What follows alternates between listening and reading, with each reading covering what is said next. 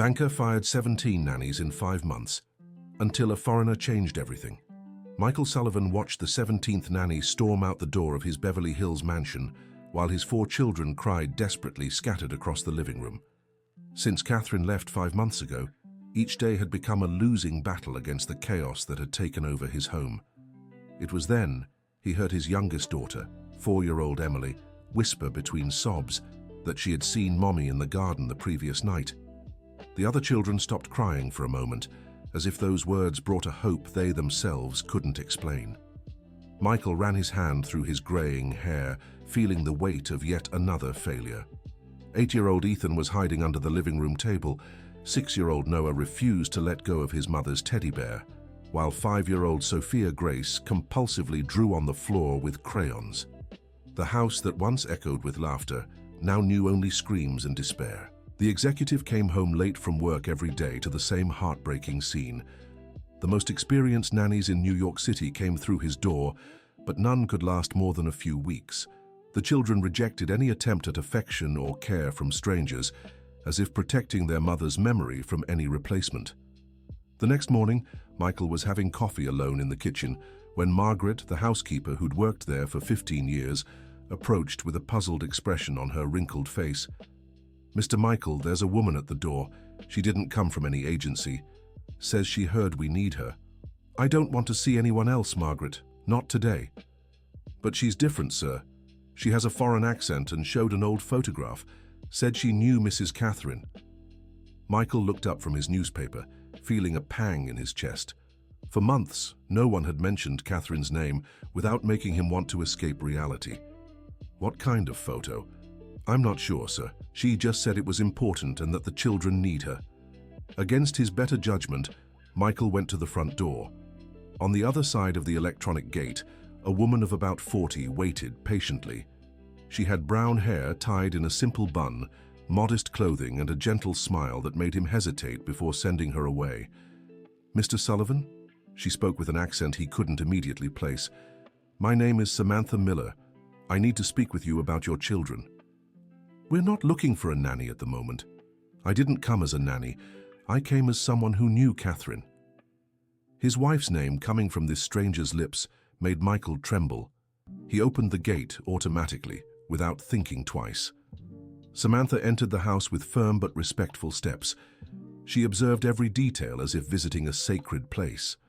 In the living room, the children were scattered in their usual solitary activities, but something strange happened when they saw the woman. Emily, who hadn't approached any unfamiliar adult for months, walked slowly to Samantha and extended her little hand. The foreigner knelt and hugged the girl with a naturalness that left Michael stunned. "Mommy," whispered Emily. "No, little one. I'm Samantha. But I knew your mommy." One by one, the other children approached. Noah dropped the teddy bear and sat beside Samantha. Sophia Grace stopped drawing and watched intently. Even Ethan came out from under the table and cautiously approached. "How do you know she knew Mommy?" asked Ethan, always the most questioning. Samantha smiled and took a worn photograph from her bag. It was an old picture, at least 20 years old, showing 2 very similar young women hugging in front of a church. One of them was identical to Catherine. Michael felt his legs grow weak. The resemblance was striking, but there was something else in the photo that deeply disturbed him. "Where did you get this?" "That's a long story, Mr. Sullivan. May I tell it while I watch the children today? They seem to need someone." Michael should have said no. He should have demanded explanations before allowing a stranger to stay with his children. But something about the way the children gathered around Samantha stopped him from protesting. Dear listener, if you're enjoying the story, please take a moment to like and especially subscribe to the channel. It really helps us who are just starting out. Now continuing. Throughout that morning, Michael watched from a distance as Samantha transformed his home. She didn't try to impose rules or strict routines like the other nannies. Instead, she sat on the floor with the children and began telling stories in Spanish, translating parts so they could understand. The children were mesmerized. Noah even smiled for the first time in months when Samantha did different voices for each character. Sophia Grace showed her drawings, which the foreigner genuinely praised. Ethan asked questions about the countries Samantha mentioned in her stories. But it was during lunch that something truly strange happened. Margaret quietly commented to Michael that Samantha wore a very familiar perfume. "It's just like Mrs. Catherine's, sir. That French one she always wore."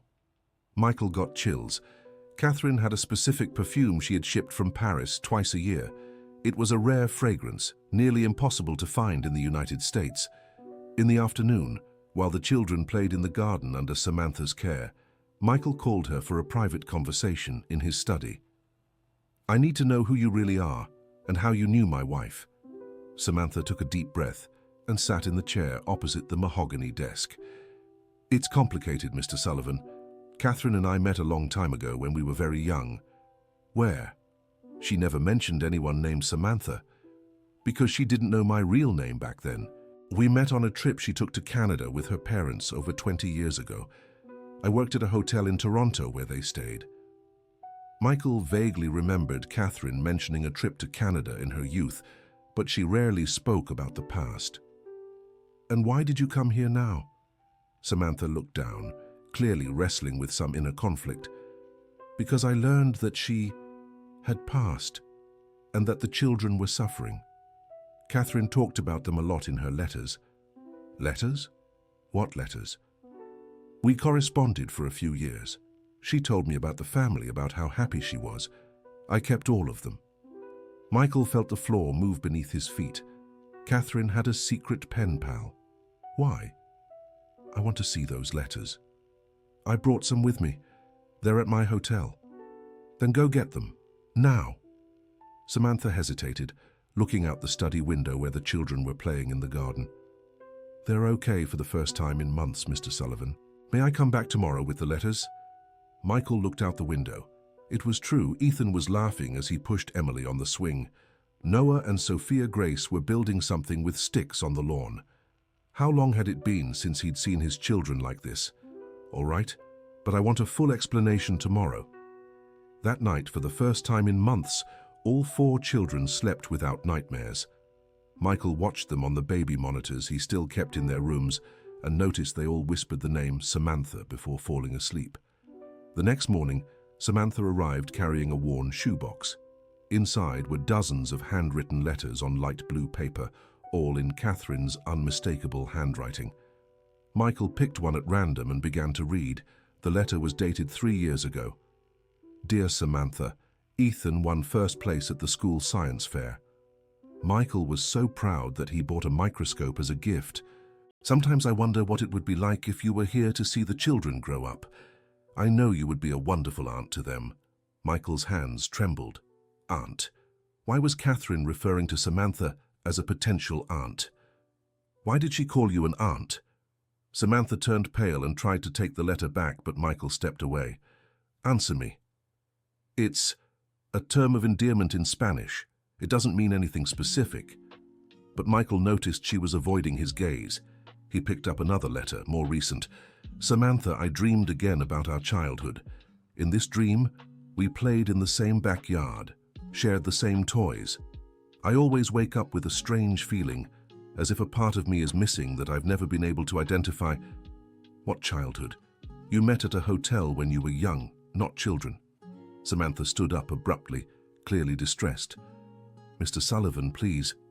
The past doesn't matter. What matters is that your daughters are smiling again, my children. And the past does matter when it comes to my family." At that moment, Emily ran into the office. "Daddy, is Aunt Samantha leaving?" Michael looked at his daughter, then at Samantha, who had tears in her eyes. "I don't know, Emily. Please don't let her go. She makes Mommy's smell come back." The child's innocence broke Michael's heart. How do you explain to a 4-year-old girl that adults complicate everything with secrets and lies? Samantha knelt in front of Emily. "I'll stay a little longer, little one, okay?" Emily nodded and ran off to tell her brothers. "Is there anything else I need to know?" Michael asked when they were alone again. "A lot, but I don't know if you're ready to hear it." "Try me." Samantha took a deep breath and walked to the window. "Catherine wasn't an only child, Mr. Sullivan." The silence that followed was deafening. "What do you mean?" "She had a sister, a twin." Michael felt as if he had been punched in the stomach. "Catherine always said she was an only child. Her parents, who passed away before the wedding, supposedly had no other children. That's impossible. I knew Catherine better than anyone. She didn't know. Her parents never told her. And how do you know that? Samantha turned to him, her eyes filled with an old pain. Because I am that sister. Michael's world collapsed at that moment. Everything began to make sense in a terrifying way. The physical resemblance, the perfume, the way the children instinctively warmed up to her, Catherine's dreams about a shared childhood. You're lying. I wish I were. I spent my whole life looking for her, without knowing she was also looking for me through her dreams. Michael sank into the chair, trying to process the information. Prove it. Samantha opened her purse and took out a worn Argentine birth certificate. The name was in Spanish, Samantha Catherine Miller. The date of birth was exactly the same as Catherine's. Our parents separated us when we were babies. Catherine stayed in the United States with our mother, who remarried and changed her name. I went to Canada with our biological father. Why? Poverty. Our mother couldn't raise 2 daughters alone. She decided it was better for each to raise one. Michael looked at the certificate, comparing it to Catherine's, which he kept in the safe. The baby footprints were practically identical, but mirrored, as twins often have. How did you find out where she was? I spent 20 years searching. I hired detectives, scoured records, traveled all over the United States. 3 years ago, I finally found her living here in New York City. And why didn't you reveal yourself? Samantha began to cry silently. Out of fear. Fear that she would reject me, that she wouldn't want a long-lost sister in the perfect life she had built. So, I decided to approach gradually, through letters, pretending to be a distant friend. And the hotel in Toronto? A lie. We never met in person before today. Michael stood up and began pacing back and forth, trying to organize his thoughts. You deceived my wife for 3 years. I protected her for 3 years. I allowed her to have a sister without the trauma of discovering that her parents had lied their entire lives. And now, why reveal yourself after she passed? Samantha wiped her tears with the back of her hand. Because the children are all I have left of her. They're pieces of the sister I never got to truly embrace, and they need someone to love them as she would have. Michael looked out the window and saw his 4 children playing in the garden, eagerly awaiting Samantha's return. For the first time in months, they seemed like normal children. I need time to process this. I understand, but please, don't keep the children away from me now. They've already suffered too great a loss. That night, Michael couldn't sleep. He kept turning over Catherine's letters, searching for clues he had missed. In one of them, he found a phrase that haunted him. Samantha, sometimes I feel like you're more than a friend. It's as if our connection is deeper, older, as if we've known each other forever, even though we've never seen each other. Catherine knew. Subconsciously, she knew.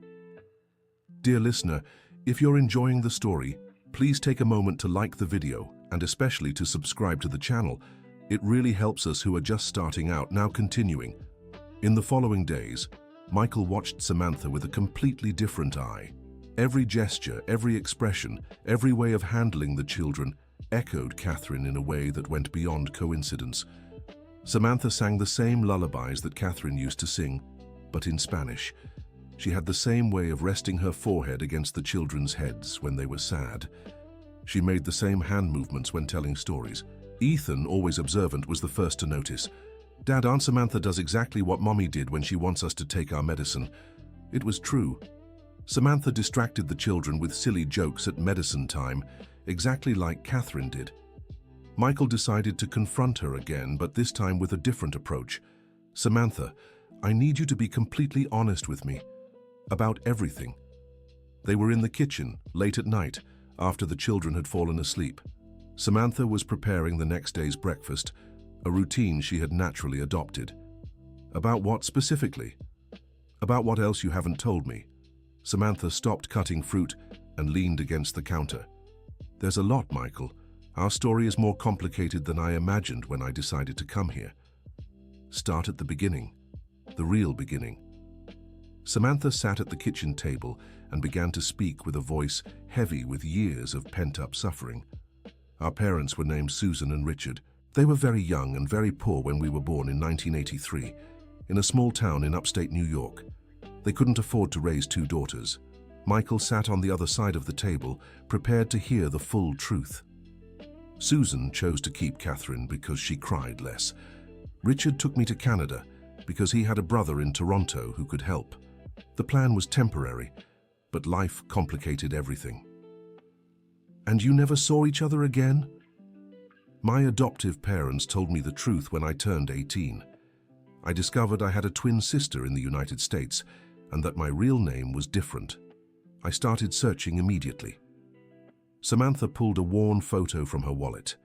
It showed a girl of about 5, clearly herself, next to an older couple. My adoptive parents were wonderful. They gave me an education, love, opportunities, but they always knew I felt I was missing something I couldn't identify. It was Catherine. And Catherine, did anyone tell her? No. Susan remarried when Catherine was 3. Her stepfather adopted her and they changed her last name. Catherine grew up believing he was her biological father. Susan took the secret to the grave. Michael remembered Catherine's parents. They were simple, caring people, but always a bit evasive when the subject was her childhood. How did you manage to find her specifically? Through an investigation agency specialized in reuniting families. It took 20 years and all my savings, but I managed to track her down to New York City. 20 years. I started at 18 and only found her at 38. When I discovered she was married, had 4 children and an established life, I almost gave up. Samantha stood up and went to the window, observing the garden where the children had played during the day. But then I started watching her from afar. I saw you all at the park, at the supermarket, at the children's school events. Catherine was exactly how I dreamed a sister would be. You were stalking her, looking after her. There's a difference. I never got close enough to bother her. I just wanted to make sure she was okay, that she was happy. Michael felt a chill. Catherine had mentioned a few times the feeling of being watched, especially in the last year of her life. Catherine knew she was being watched. Twins have a special connection. She felt my presence even without seeing me. And the letters? How did you get the address? Samantha smiled sadly. I followed the mailman a few times. I found out Catherine had the habit of leaving mail in the corner mailbox every Friday. I started leaving letters for her in the same place, signed as a friend. The explanation was both touching and disturbing. Michael tried to put himself in Samantha's shoes, imagining what it would be like to discover he had a long-lost twin sister. Why did you decide to reveal yourself now? Because the children need someone to love them like Catherine did, and because... Samantha hesitated. Because what? Because I'm sick, Michael. I have the same heart condition Catherine had. The doctors don't know how much time I have left. Michael's world shook again. Catherine had passed away from sudden cardiac complications, a condition the doctors said was genetic. How do you know Catherine had heart problems? Because in the last letters she mentioned the tests, the worry, and because I feel the same symptoms she described. Samantha took a series of medical tests from her bag. The results were almost identical to Catherine's last tests. The Canadian doctors say it's a rare hereditary condition. Catherine and I were cardiac time bombs since birth. Michael took the tests with trembling hands. The resemblance to Catherine's results was frightening. Why didn't you seek treatment here in the United States? We have excellent cardiologists. Because I came to meet the children before it's too late. The treatment can wait a few months. It can't. Not after losing Catherine the same way. Samantha looked at him with surprise. You care? Of course I care. You are the only connection my children have to their mother. And... Michael stopped, realizing he was admitting something to himself for the first time. And seeing you taking care of them is like having a piece of Catherine back. Samantha began to cry silently. I feel that too. When I hug the children, it's like I'm hugging the children I never had, but who were destined for me through Catherine. At that moment, Noah appeared at the kitchen door, rubbing his sleepy eyes. "Aunt Samantha, I couldn't sleep. Can I stay with you?" Samantha opened her arms, and Noah ran into her lap. Michael watched the scene and realized that this 6-year-old boy was calling Samantha aunt without ever being taught. "Why do you call her aunt, Noah?" "Because she looks like Mommy, and Mommy always said that if she had a sister, she would be our aunt." Michael and Samantha exchanged glances. Catherine really knew, even without knowing she knew.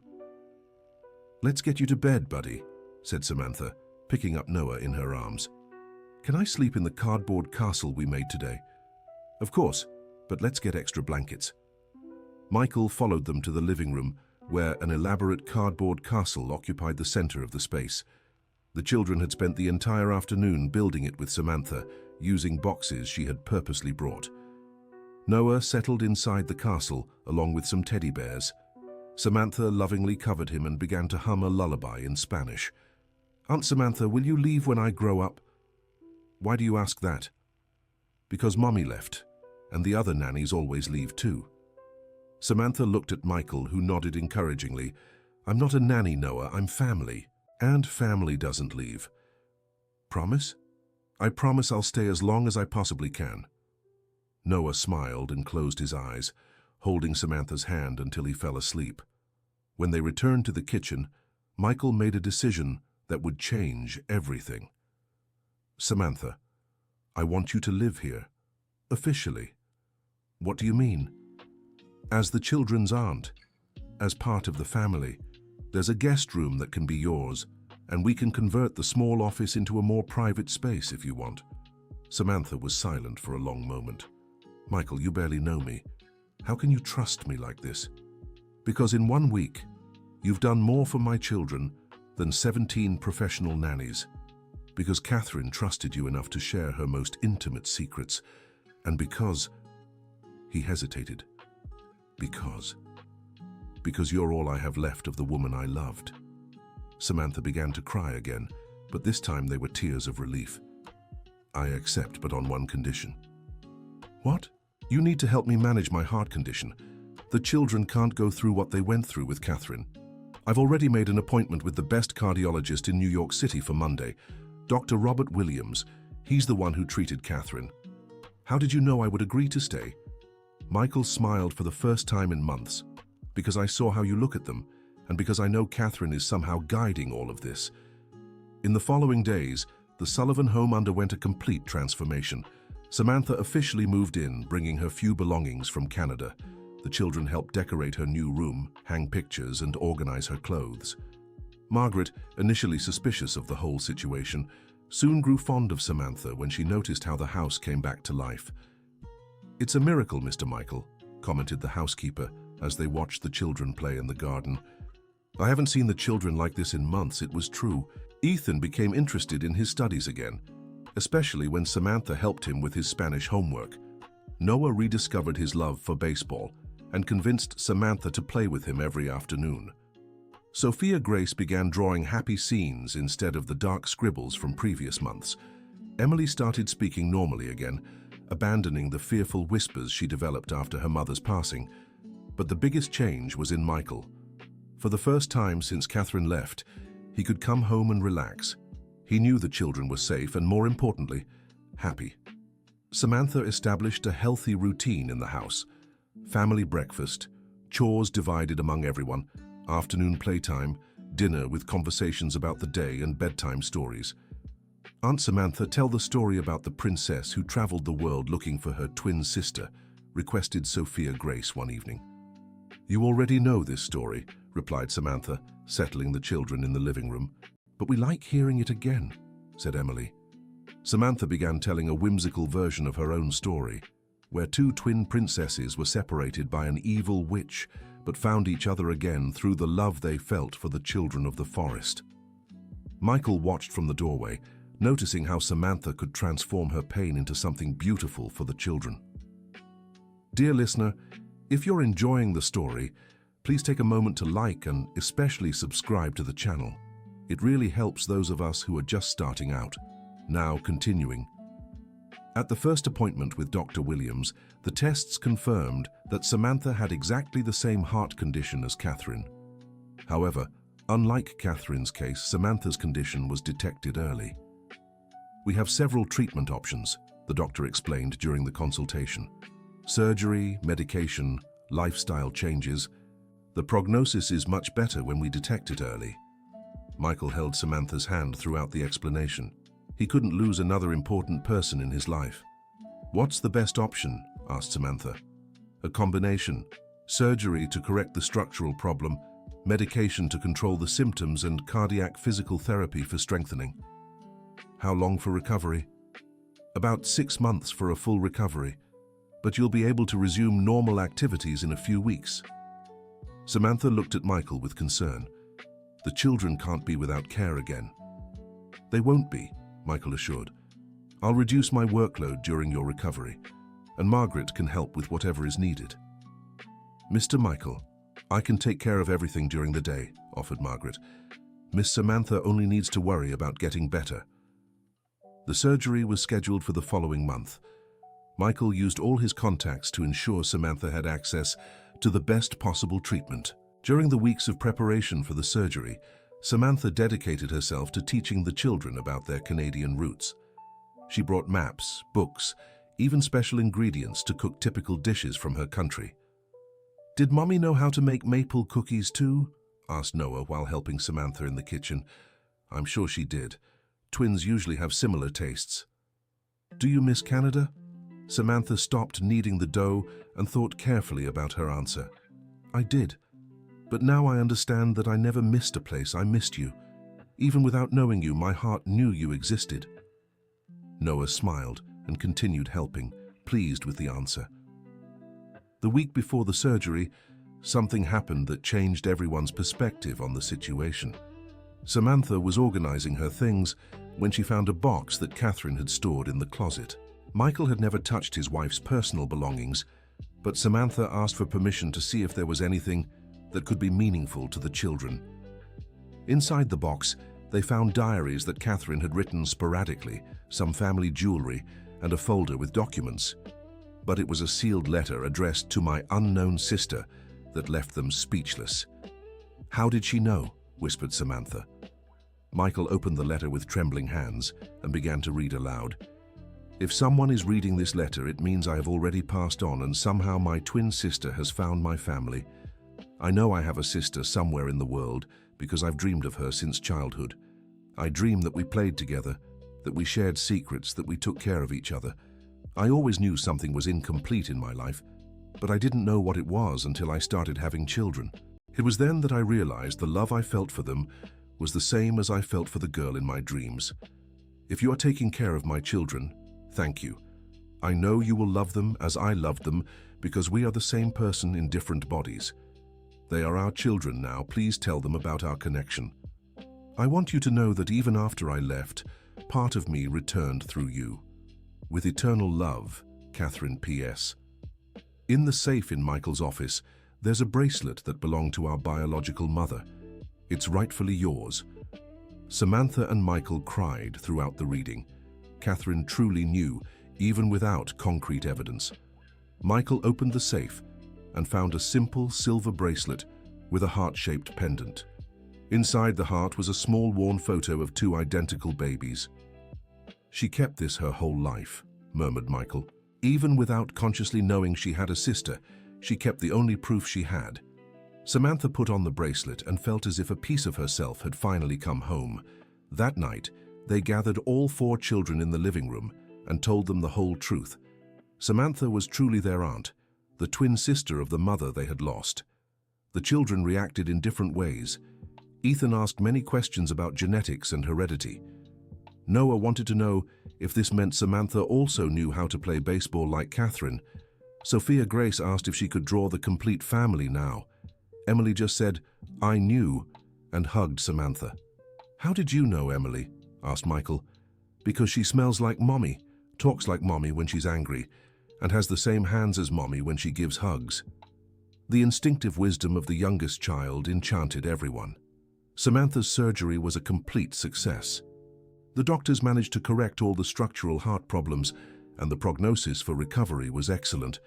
During her recovery, the children took turns caring for her. Ethan read books aloud. Noah brought flowers from the garden, Sophia Grace drew get-well cards, and Emily simply lay next to her, offering silent companionship. Michael worked from home during the first few weeks, discovering he could be much more productive when he didn't have to constantly worry about the children's well-being. "You know, Samantha," he said one afternoon as she rested on the living room sofa, "I think Catherine planned all this." "How so?" "The timing. You appeared exactly when the children needed it most. You found out about your heart condition before it was too late. You found her letter at the right moment." Samantha smiled. "Maybe she did plan it. Catherine was always more organized than me. You talk about her as if you'd known her for years. That's because I feel like I have. Through the letters, through the children, through the dreams we've both had our whole lives." 3 months after the surgery, Samantha was completely recovered. The doctors were impressed with the speed of her recovery and attributed the success to the loving environment she was living in. "Close-knit families are the best medicine," Dr. Williams joked during the final checkup. With Samantha healthy and established as an official part of the family, Michael began planning some important changes in his life. First, he decided to sell some of his bank shares to have more free time for his family. The experience of nearly losing Samantha made him realize that money couldn't replace moments. Second, he began planning a trip to Canada so the children could learn about their aunt's cultural roots and, by extension, their mother's. "Samantha, what do you think about taking the children to see Toronto?" he suggested during a family dinner. Samantha's eyes filled with tears. "You would do that? Of course, you're family now, and we want the children to know your whole story." "Aunt Samantha, can you teach us more Spanish before we travel?" asked Sophia Grace. "I can teach English to your Canadian cousins too," offered Noah. "I don't have cousins in Canada," laughed Samantha. "Now you do," said Ethan with simple childlike logic. "We're your nieces and nephews, so we automatically have family there too." The wisdom of children often surprised the adults. The trip was planned for the school holidays. Michael rented a large house in Toronto so they could stay close to the important places from Samantha's childhood. In the weeks leading up to the trip, Samantha intensified the Spanish lessons for the children and began telling more detailed stories about her life in Canada. "You'll meet Mrs. Carpenter, who raised me. She's 78 years old and makes the best maple cookies in the world," Samantha would say. "Better than yours?" asked Emily, always direct. "Much better. I learned from her." "Will she like us?" "She'll love you. I send her your photos every week. She already considers you honorary grandchildren." The day before the trip was hectic. The children packed with Samantha's help, each choosing special gifts to bring to their new Canadian relatives. Ethan chose books about the United States. Noah brought an official New York Yankees soccer ball. Sophia Grace prepared drawings of the whole family, and Emily insisted on bringing her mother's teddy bear to introduce it to Mrs. Carpenter. "Aunt Samantha, is Mommy coming with us on the trip?" Emily asked before bed. "What do you mean, little one? You said twins have a special connection. If you're going, she's coming along in your heart, right?" Samantha hugged Emily tightly. "Yes, my love. Mommy will be with us everywhere we go." "That's good. That way, I can introduce her to Mrs. Carpenter too." On the morning of the trip, the whole family woke up early and excited. Margaret prepared a special breakfast and said goodbye to the children with tears in her eyes. "Take good care of Aunt Samantha there," the housekeeper asked, "and bring back photos of everything." "We'll bring gifts too," promised Noah. At the airport, while waiting to board, Michael watched his family. The 4 children surrounded Samantha, listening to her stories about Toronto. He himself felt anxious to get to know the place that shaped his sister-in-law's personality. During the flight, Samantha pointed out the window when they flew over the Rocky Mountains. "Down there is where I was born," she told the children, "in a small town near the mountains." "Is it as pretty as the United States?" asked Sophia Grace. "It's different, but just as beautiful, you'll see." In Toronto, they were welcomed by Mrs. Carpenter, a small, energetic lady who hugged each child as if they were her biological grandchildren. "My Canadian grandchildren," she repeated, covering the children with kisses. Mrs. Carpenter's house was cozy and full of photos of Samantha at different ages. The children were fascinated seeing their aunt as a child. "She looked just like Mommy," observed Ethan, comparing a photo of Samantha at 7 with his memories of Catherine. "Twins are like that," explained Mrs. Carpenter in Spanish, which Samantha translated. During the first week, they visited all the important places from Samantha's childhood. The school where she studied, the park where she played, the church where she was baptized. The children adapted quickly to the local culture. Noah made friends at the neighborhood playground, even without speaking fluent Spanish. Sophia Grace obsessively drew the colorful buildings of Kensington Market. Emily learned to make maple cookies with Mrs. Carpenter. Ethan became fascinated with the history of the cowboys and asked to visit a ranch. Michael took the opportunity to get to know Samantha better through the places that shaped her.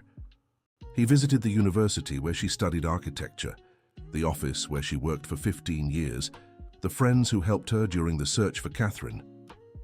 "Samantha was a healthy obsession," commented one of Samantha's friends during dinner. "We all knew about the lost sister. She talked about Catherine as if she knew her personally." "In a way, she did," replied Michael. The second week was dedicated to creating new memories. They had a picnic in Central Park, visited the zoo, and watched a tango show adapted for children. It was during a walk through Mount Auburn Cemetery that the most emotional moment of the trip happened. Samantha took the family to see the tomb of her adoptive parents. "Mama and Papa Carpenter," Samantha introduced to the children. "They gave me all the love I needed until I found you." The children placed flowers on the tomb, and Samantha told stories about the parents who raised her with so much affection. "They would be proud of you," said Michael, placing his hand on Samantha's shoulder. "They are proud, I feel it." On the last night in Toronto, Mrs. Carpenter organized a farewell party with all of Samantha's friends. The house was full of music, typical food, and lots of joy. The children were the center of attention, talking about the United States and promising to return soon. "Grandma Carpenter," said Emily, using the word she learned during the trip. "Can you come visit us in the United States?" The elderly lady was moved by the invitation. "Of course, my love. Now I have a big family to visit." On the flight back, the children slept exhausted but happy, loaded with gifts and new memories. "Thank you," Samantha said to Michael as they watched the children sleep.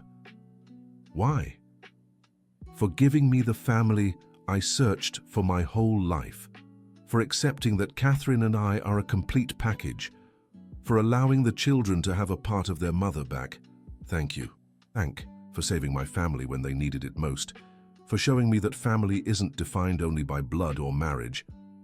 Catherine brought us together. I'm sure of that." Back in the United States, life resumed a new normal. Samantha was officially established as an aunt and co-responsible for the children. Michael had drastically reduced his workload, prioritizing quality family time. The children returned to school full of stories to tell their classmates about the trip to Canada and the discovery that they had an aunt who was their mother's twin sister. "Our family got bigger," Sophia Grace told her teacher. "Now we have an aunt, a grandma, and we're going to have Canadian cousins too." "Canadian cousins?" asked the teacher. "Aunt Samantha said she's going to marry someone from Canada and have children there. Then they'll be our cousins." Samantha blushed when she heard about this conversation. She hadn't mentioned any marriage, but the children had started making their own plans to expand the family even further. In fact, during the trip, Samantha had reconnected with an old college friend, Daniel, who was now a widower and had 2 teenage children. The two had reconnected in a special way, but it was still too early to talk about a serious relationship. "The children are eager for more family," Michael joked when he heard about the conversation at school. "I think they want to make sure they'll never be alone again," replied Samantha. "And they won't. Regardless of what happens in the future, they now have a solid support network." A few months after returning from Canada, Samantha received an unexpected call. Daniel was planning a trip to the United States with his children and wanted to meet Samantha's American family. The children were thrilled with the news. "Will he like us?" asked Noah. "He'll love you," Samantha assured. "Daniel loves children, and his kids are curious to meet you." The visit was scheduled for the July holiday. Michael helped Samantha plan a tourist itinerary around New York City and offered the guest room to Daniel and his children. "Aren't you bothered by this situation?" Samantha asked Michael a few days before the Canadians arrived. Why would I be? Because Daniel could become something more serious in the future. Michael thought for a moment before answering. Samantha, you brought life back to this house. If Daniel brings you happiness, he will always be welcome. And the children? The children will love having more family. They're like little collectors of beloved people. The arrival of Daniel and his children, 15-year-old Hannah and 13-year-old Ryan, was like a small celebration. The American children were eager to show everything they had learned in Spanish. Daniel proved to be a kind and caring man who quickly won the children's trust. Hannah and Ryan, initially shy, soon integrated into the family dynamic. During the welcome dinner, Noah asked directly, "Daniel, are you going to marry Aunt Samantha?" Michael almost choked on his water, but Daniel laughed at the naturalness of the question. "We haven't talked about that yet, Noah. For now, we're just very dear friends." "But you like each other, right?" insisted Sophia Grace. "Yes, we like each other," admitted Samantha, blushing. "Then you'll get married," concluded Emily with a child's simple logic. "People who like each other always get married." The Canadian teenagers laughed at their American cousin's innocence, but Ryan whispered to Hannah in Spanish that he also thought their parents had potential for something serious. During the week of the visit, the two families blended naturally. Daniel helped Michael with house repairs, Hannah taught Sophia Grace how to make beaded bracelets, Ryan played soccer with Noah and Ethan. Samantha watched everything with a heart torn between joy and fear. She was beginning to feel genuinely attracted to Daniel, but feared that a relationship would complicate the family dynamic that had taken so much work to establish. It was Michael who resolved her doubts in a frank conversation. "Samantha, you deserve to be happy beyond being my children's aunt." "But what if it doesn't work out? What if the children suffer again? What if it does work? What if the children gain another caring father figure and two older siblings?" Samantha hadn't thought from that angle. "Daniel seems like a good man," continued Michael, "and his children are polite and caring. If you decide to get married, it will be a merging of families, not a replacement. Are you sure? I'm sure Catherine would approve. She always wanted you to be happy." On the last night of the Canadians' visit, Samantha and Daniel had a serious conversation about the future.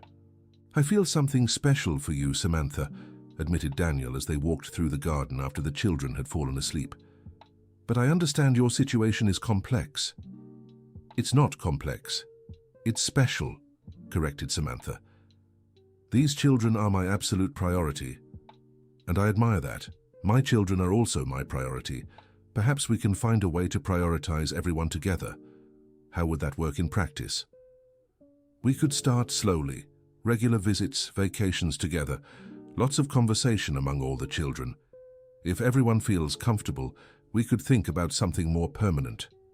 Samantha liked Daniel's careful approach. "And where would we live? United States or Canada?" "Wherever is best for the children. My children are teenagers. They adapt more easily. Yours are still little and have already been through too many changes." Daniel's consideration for the American children deeply touched Samantha. After the Canadians returned to Toronto, the children bombarded Samantha with questions about Daniel. "Are you going to move to Canada?" asked Ethan with concern. "No, sweetheart. If something happens between me and Daniel, he comes here." "And his children? They're teenagers. They can choose where they want to study and spend vacations." "Does that mean we can have Canadian siblings?" asked Noah excitedly. "They could be honorary step-siblings," laughed Samantha. "That's good," said Sophia Grace. "Our family is getting huge." "Huge and happy," completed Emily. In the following months, Samantha and Daniel maintained constant contact. The children had weekly video calls with Hannah and Ryan, practicing Spanish and English. Michael took this time to reflect on his own life. Seeing Samantha blossom in a new relationship, he realized that he too needed to think about the future beyond being a father and working. In a conversation with Samantha, he admitted, "Sometimes I wonder if I should look for someone too." "Of course you should. You're young, successful, a wonderful father. Any woman would be lucky to have you. But the children want to see you happy, just like they want me to be happy. How can we be sure?" By asking them. That night, during dinner, Michael gathered the courage to bring up the subject. Kids, how would you feel if Daddy met someone special? The four stopped eating and looked at him with surprised expressions. Like a girlfriend? Asked Noah. Yes. Would she be as nice as Aunt Samantha? Wanted to know Sophia Grace. We hope so. Then it's okay, said Ethan. But she has to like baseball, added Noah. And know how to make desserts, requested Emily. And she can't yell at us, stated Sophia Grace. Samantha laughed at the children's list of demands. I think you're all ready to expand the family even further. A few months later, both Michael and Samantha started new relationships. Samantha made her relationship with Daniel official, and he began visiting the United States monthly. Michael met Jennifer, a widowed pediatrician who had a 10-year-old daughter. The two new people were gradually introduced into the family dynamic. Daniel was already known to the children, so his integration was natural. Jennifer required more time, but her experience as a mother and doctor helped a lot. 1 year after Samantha's arrival in the Sullivan family's life, Michael organized a special party. It was the 1-year anniversary of the aunt's arrival. The party brought everyone together. The children, Samantha, Daniel with his children, Jennifer with her daughter, Mrs. Carpenter, who came especially from Canada, Margaret, and even some neighbors who had followed the family's transformation. During his speech, Michael became emotional. 1 year ago, our home was broken. Samantha arrived as a stranger from another country and became the heart of this family. Today, we have not only a happy home, but a network of love that stretches across 2 countries. Samantha replied with tears in her eyes, Catherine brought me to you. Sometimes I still feel like she's here, smiling to see how our family has grown and become stronger. The children, who were now 8, counting Daniel's and Jennifer's children, hugged each other in a big family circle. Mommy is watching all of this from where she is, said Emily, with the innocent certainty that only children possess. I'm sure she is, agreed Michael. That night, while everyone slept in the house that now temporarily housed a giant happy family, Samantha stayed in the living room, looking at photos from the party. Margaret approached with 2 cups of tea. It was a beautiful night, Mrs. Samantha. It was perfect. Mrs. Catherine would be proud to see what you've done for this family. Samantha smiled, touching the bracelet she always wore, an inheritance from her twin sister. We did it together, Margaret. Catherine may not be here physically, but her love still guides every decision we make. 6 months later, 2 ceremonies definitively changed the family's configuration. Samantha and Daniel got married in a simple ceremony in the garden of the house, with the children as their attendants. Michael and Jennifer made their civil union official in an even more intimate ceremony. The children now had a completely reconstituted family: 2 fathers, 2 mothers, 3 Canadian siblings, and 1 additional American sister. Daniel moved permanently to the United States, bringing Hannah and Matthias, who enrolled in international schools in New York City. Jennifer kept her house, but began dividing her time between the 2 homes. The Sullivan home underwent renovations to accommodate the new family configuration. What was once a quiet mansion had transformed into a home full of life, laughter, and the occasional normal sibling squabbles. Samantha developed a work routine as a freelance architect, allowing flexibility to care for all the children. Daniel set up a consulting office at home. Michael further reduced his workload at the bank, focusing on being present for the large family they had built. One day, 2 years after her arrival, Samantha was organizing photo albums when Emily, now 6 years old, approached her. Aunt Samantha, can I ask you something? Of course, my dear. Do you still miss Mommy? Samantha stopped what she was doing and pulled Emily onto her lap. Yes, I do. Every day. I miss her too, but now it's different. How is it different? Before, I missed Mommy and felt sad. Now I miss Mommy, but I feel happy because you're here. Samantha hugged Emily tightly, moved by the little girl's wisdom. Do you know why that happens? Why? Because when someone we love leaves, they plant seeds of love in our hearts. Those seeds grow and turn into more love to share with other people. So Mommy planted seeds in you too. She did, and that's why I was able to love all of you right away. And did I plant seeds in Daniel, Hannah, and Ryan? Samantha smiled at the child's sweet logic. You plant seeds of love in everyone you meet, Emily. At that moment, Noah came running into the room. Aunt Samantha, Dad wants to know if you can help Jennifer with the cake for Olivia's birthday party. Of course. Let's all go to the kitchen. In the kitchen, they found a typical scene of the new family dynamic. Michael trying to understand a Canadian recipe, Jennifer measuring ingredients with medical precision, Daniel teaching Ethan how to crack eggs without spilling, Hannah helping Sophia Grace sift flour, and Ethan reading the instructions aloud. Looks like you don't need me, Samantha joked. We always need you, said Michael. You're the center that keeps everything running. We are all the center, corrected Samantha. This family works because everyone contributes something special. Later, when all the children were asleep and the adults could finally relax, Samantha went out to the garden as she did every night. Michael found her sitting on the bench under Catherine's favorite tree. Talking to her, he asked, sitting down beside her, telling her about the day. I think she likes to know how the children are growing. And what do you think she would say about all this?